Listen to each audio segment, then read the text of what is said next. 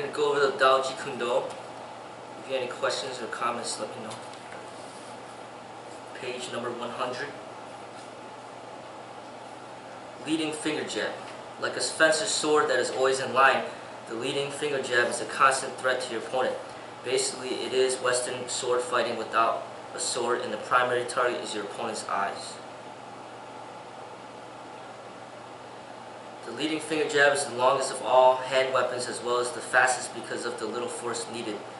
You do not need power to jab at an opponent's eyes. Rather, the ability to seize an opportunity with accuracy and speed is the main thing in the efficient use of the finger jab. Thus, as in all hand techniques, the finger jab should begin from your ready position without any added motions. It starts from your ready position and back again, like a greased lightning. Like a cobra, your finger jab should be felt and not seen.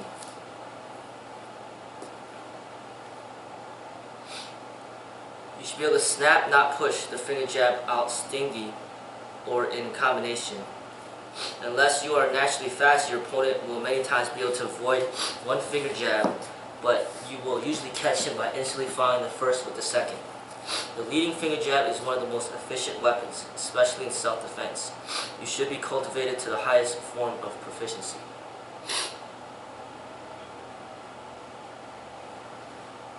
Due to the fact that you're a shocking, flickering force rather than punching force, the leading finger jab also with the point of view on jabbing is like swatting a fly. Accuracy is what counts. Choose your target during movement and let go to recover with ready reinforcements.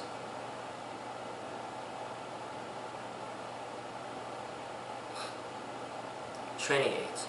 Practice and sharpen your finger jab when you are fresh, or you will begin to substitute gross motions for fine ones and generalize efforts for specific economical ones. Leave endurance exercises until after skill training. A and B face each other in a ready position. A advances with a low shin kick. This is mainly used as a feint to disturb the opponent's composure and lengthen his reaction time. It also serves to obstruct any possible kick during the advance. As soon as the distance is bridged and slightly before A's lead foot is down alongside B's foot, A whips out his finger jab straight as an arrow to B's now open guard. Reread the descriptions on the straight lead.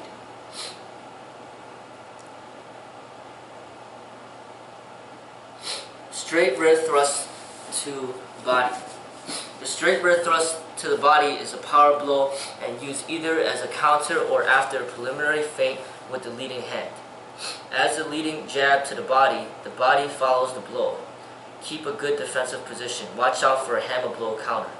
Although added force can be obtained by the body pivot to position over the lead foot.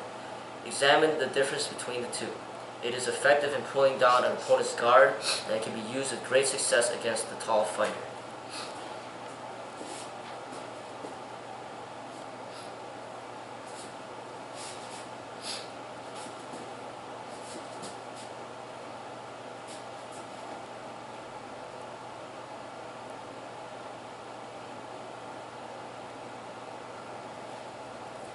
This blow should be used more frequently. When properly timed and correctly delivered, it is a most punishing blow and a comparatively safe one, since you crouch as you drive the punch home, thus avoiding full arm counters. Opportunities for the use of this blow are rather frequent, since it is one of the best counters to the opponent's opposite lead, which exposes one side of his body.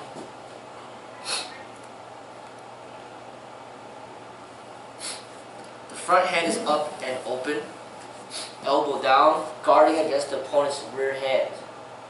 The head is down along the punching arm and thus well protected.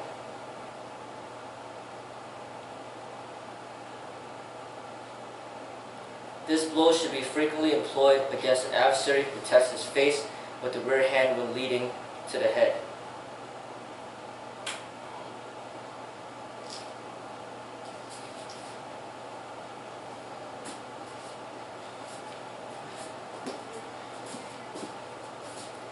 You have a foot of body to shoot at for each inch of chin.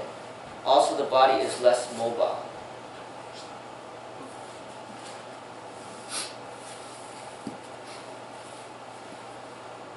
The delivering a straight rear thrust to the body. Feint with your lead hand at the head and draw your opponent's lead as a counter to your feint, or else wait for him to lead.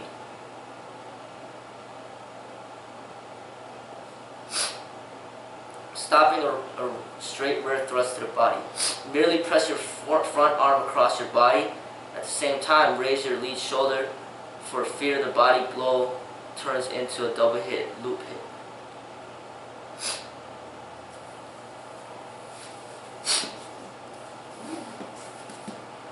Rear cross.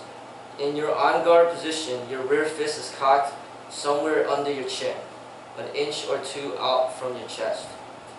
When you hit with your lead, the twist at your waist shifts your rear fist from its regular on guard position back 4 or 5 inches to the point from which you can, without telegraphing or drawing back, hit one of the hardest blows in boxing, the rear cross.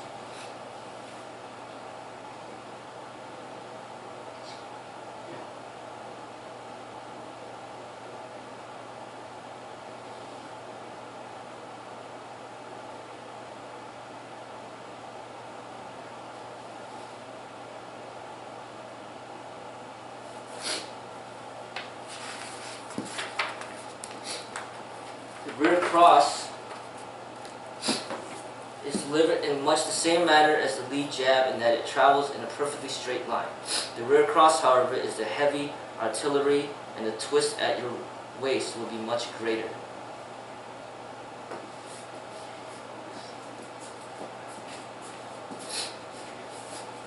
In any power blow, the bone structure must be aligned so as to form one straight body side or a line which enables it to support the weight of the body, thus freeing the muscles to propel the other side of the body forward and create terrific force. One side of the body must always form a straight line.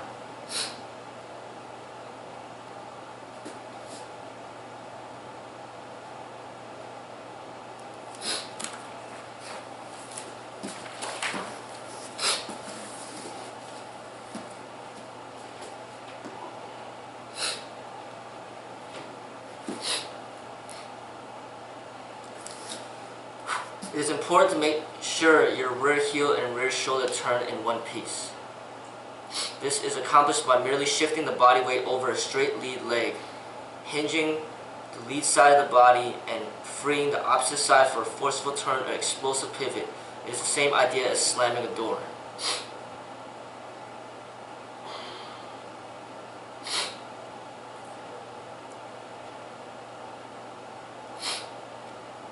Your weight should begin on the ball of your rear foot. As your rear fist travels, it twists and your rear shoulder moves into the blow.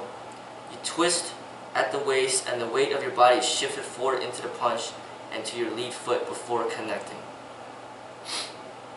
Your rear foot follows by dragging forward a few inches in the direction of the punch, and your lead fist shifts back as your body twists.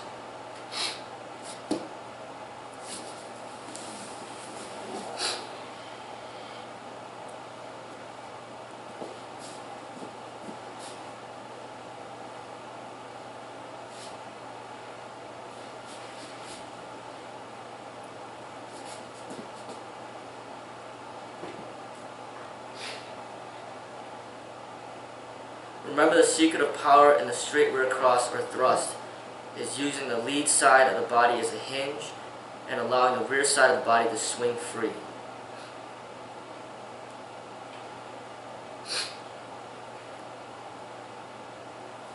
Let the blow slip out loose and easy. Don't grip. Don't tighten up the arm at the beginning of the punch. Let the contraction of the muscles come just as the blow lands, with the last closing and tightening of the fist. Final burst of nervous energy to drive through the opponent. Its force depends on speed, and more speed and timing with the opponent's movements. Do not forget the drive from the rear leg.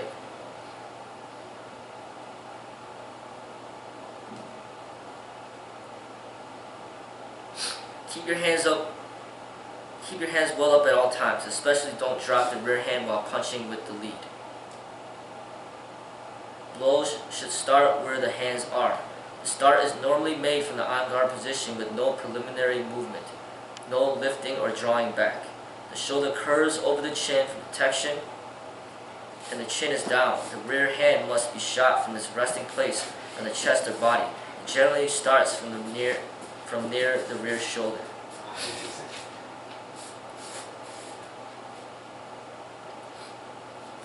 As the rear arm is extended, the lead arm is held close to the side in the position of guard.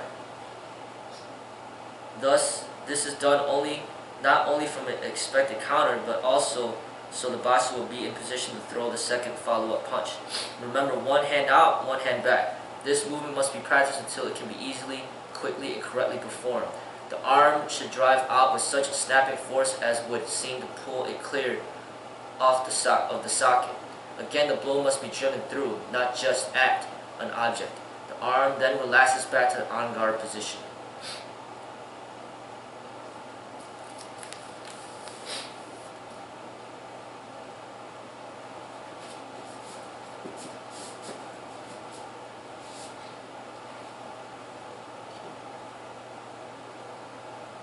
When using the rear cross, you must not hesitate. If you think you have the opening, you should let it fly and not be half-hearted about it. Because the rear cross is a long-range blow, to be effective, it must be delivered straight as an arrow, fast as a shot, and completely without warning. The most important part of the rear cross is to cultivate a delivery speed so when you strike, the damage is done before your opponent realizes it. You must also be accurate with the straight rear cross, far more accurate than your lead. And the straighter you keep the cross, the more accurate and more explosive it will be.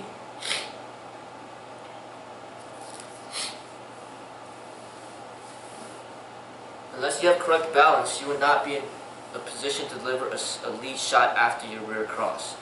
This is most important because if your opponent ducks to avoid the rear cross, your quickest method of recovery is to throw a lead, and you must be in the correct position to do so. If you are trying to correct faulty footwork in those split seconds, you may well find yourself flat on your back.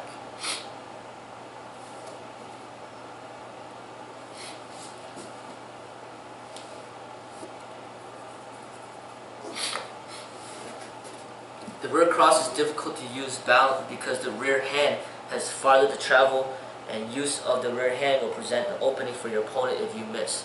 Practice minimizing the above 2 points, and thus perfect the rear cross, non-telegraphic starting, quick recovery.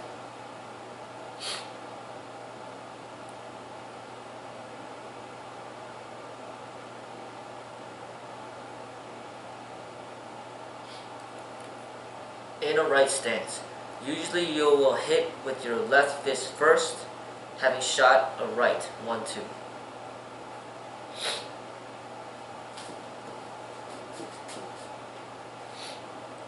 Keep the right hand moving, don't hold it motionless.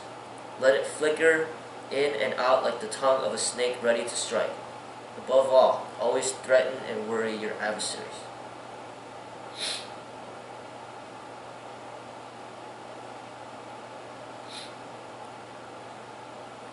Throw the right out, stepping out with the right foot simultaneously. Before it reaches its mark, blocking the sight of the opponent, drive your left fist straight out without pulling it back even a fraction, and twist your body to the right, pivoting on the sole of your left foot.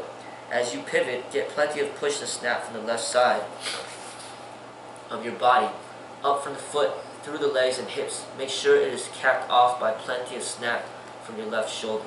This power is accentuated by the coordination of the whole body and the follow-through. Keep balanced at all times.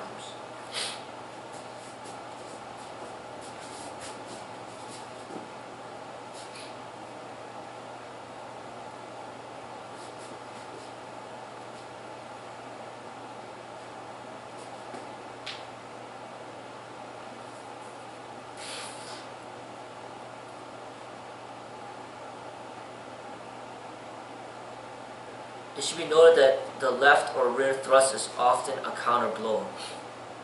Sometimes it is better to feint the opponent into leading to shoot the left as a counter. Here the blow is delivered perfectly straight during the opponent's lead at your face. You keep inside a right lead, allowing to slip your left shoulder and shoot the left. Meanwhile, keeping the eye on his left or putting a stop to it with your right. Your head must be ducked forward and to the right to avoid the opponent's right lead. Keep your eyes on him, but the duck must be very slight, just sufficient to avoid being hit. The left hand, back uppermost, should just skim the opponent's elbow before his lead is straightened, and the swing of the body on the hips from the left to the right should be asserted by jerking back the right elbow and shoulder.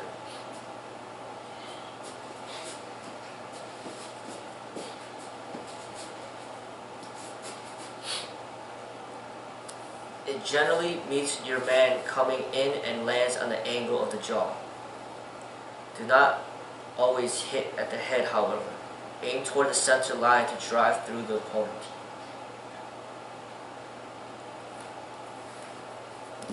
Try left to the stomach, then left cross. Try 2 right leads to time your left straight. Sometimes move a little further to the right and shoot the left inside his arm in a slight upward direction.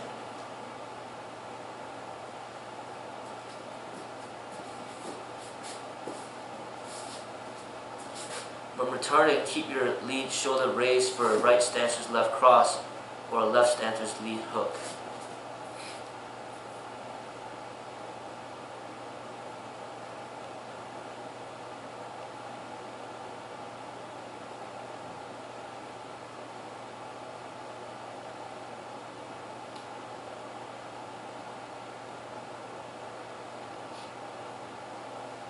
In fighting, short man versus tall man. Keep your hands up, elbows close to your body, bob and weave, moving from side to side. Gauge your opponent's leads, make him miss and get inside his punches by ducking, slipping, feinting, or sticking with controlling hands. A short, straight left, rather than a hard, telegraphed one will do the trick. The opportunity is usually there, but only for an instant. Hence, the short, fast left rather than the looping, hard left. Capitalize on a hooker who either drops the hook upon delivery or throws it too wide.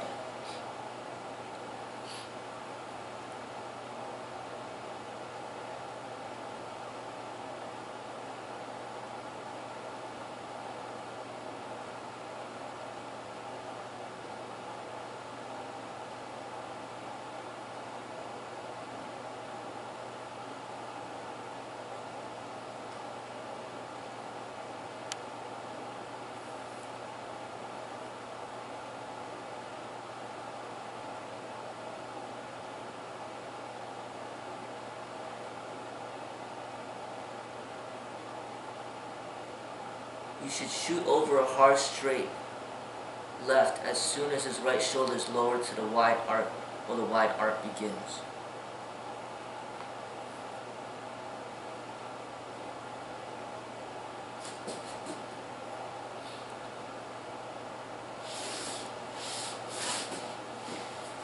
Overhand left is used by small fellows against taller men. It travels in a circular over motion into the vicinity of the opposition's head. The movement must come from the shoulder. Vary it with an inward palm stroke.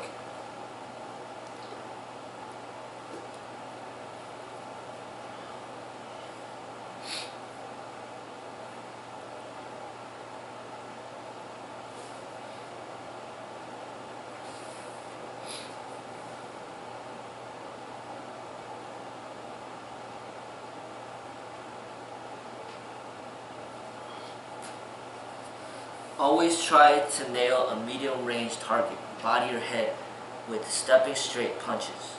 However, if your opponent is blocking, evading, or countering those straight blows, you can resort to medium range hooking attempts.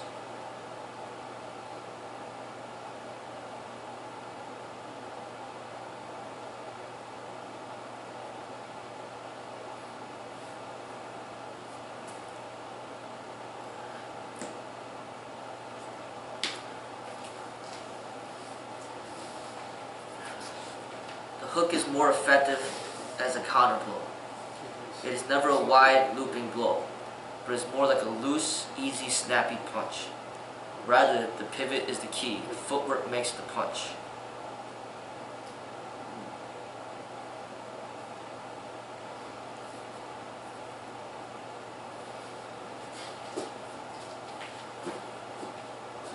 Avoid telegraphing. Start and end in the ready position. It must begin from the on-guard position for proper deception. The hand is never pulled back or lowered. Always jab or feint first to get your distance and leverage.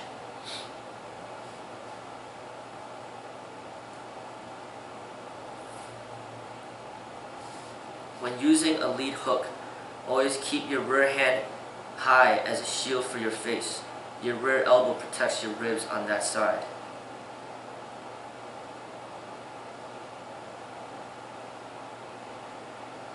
The hook is mastered chiefly on the small punching bag.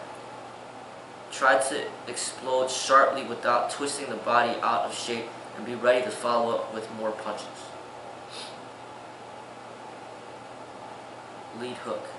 The more versatile the fighter, the more alert mentally and the more agile physically, the more apt he is to shove the most unorthodox blows from the most impossible angles.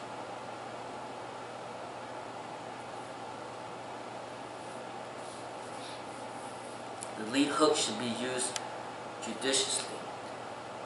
It is most effective when going in or coming out, and is useful against an overreaching straight or against swings.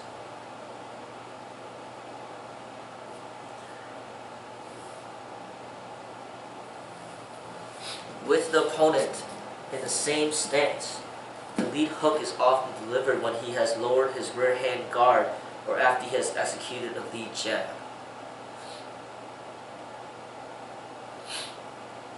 Against a clever defensive fighter, the lead hook is sometimes the only way you can penetrate his defense or force him to vary it so that you can find openings for other types of punches.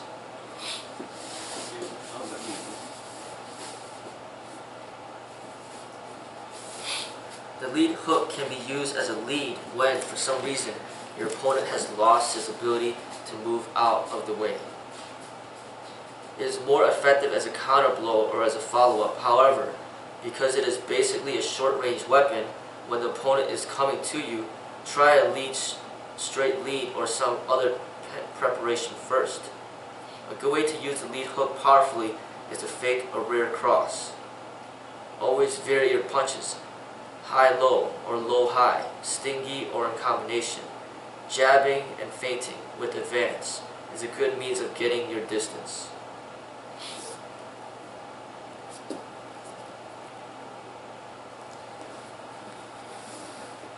The lead hook is also a good punch while infighting. It comes from the side, outside the range of vision as it were, and will go around the guard. This is valuable when close in, especially after the opponent is shaken up by a straight blow.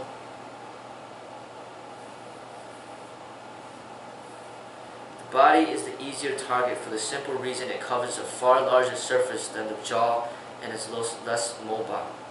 The groin might be a better target too, and is definitely harder to block than the jaw.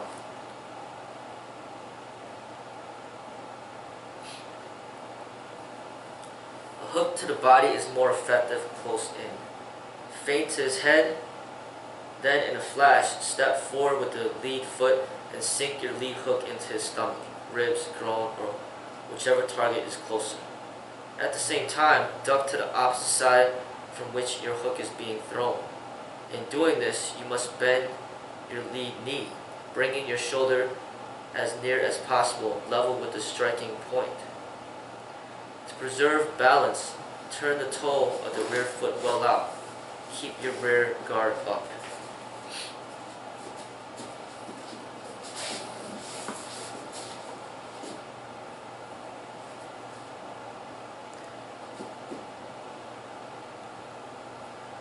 The hook is a good punch to combine with the side step for your moving sideways, and it is a natural way to swing at that moment. Similarly, you may land effectively on your opponent with the hook at the instant he is trying to sidestep. Remember, if you catch your man coming in, the blow will be twice as hard. Remember also to keep your rear hand up while striking.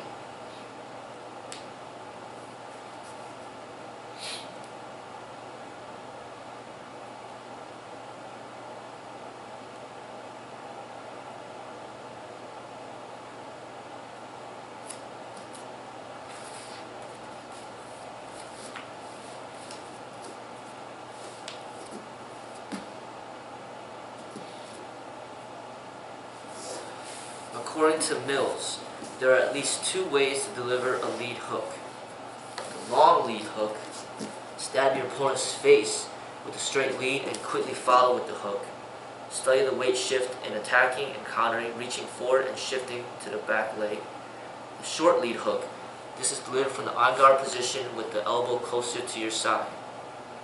As you counter, shift your weight from the lead to the rear.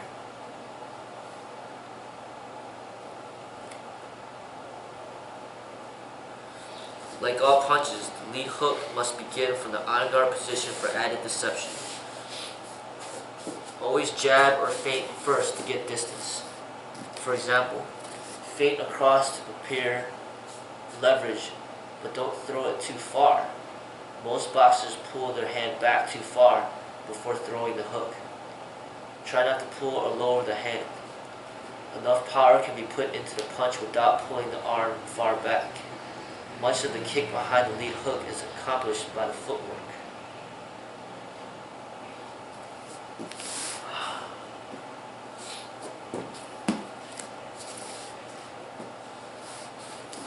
The lead heel must be raised outwards so that the body can pivot and the waist and shoulders reverse when the blow lands.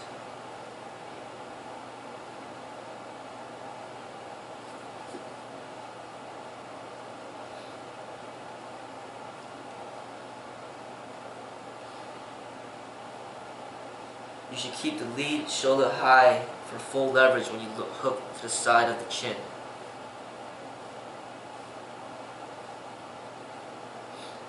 Remember that punches are not supposed to be thrown with a wind-up motion. They are made with a well-directed forearm and loose shoulder muscles. The momentum helps carry the arm back to the proper position.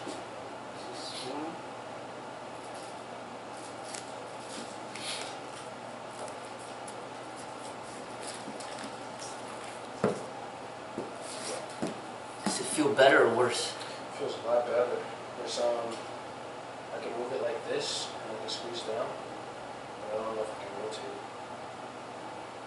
It's not yet. You could try Woodlock, that ointment.